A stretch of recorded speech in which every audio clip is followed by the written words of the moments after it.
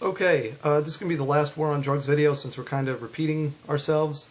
But basically, in a nutshell, here's my final response. It's just that, well, one, a specific response to the point you raised in the last video, Mike, is that, you're saying that if we make the punishments less, then people will not do the drugs less. They will do them more, which makes sense intuitively, but if you look at the evidence where it's actually been done, that's not the case.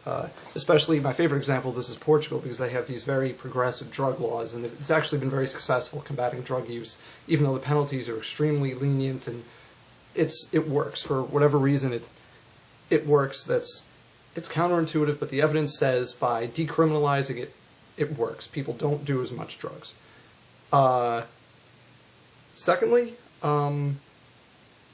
my kind of final thought on the subject is, if you say that we should be just incarcerating people or we can't be more lenient for drug users, whatever, my question is, what do we do instead? Because what we're doing right now, which is basically what you're suggesting, is having extremely harsh penalties for possession and use, and that'll make people not want to do drugs. Probably true, but a lot of people do them anyway.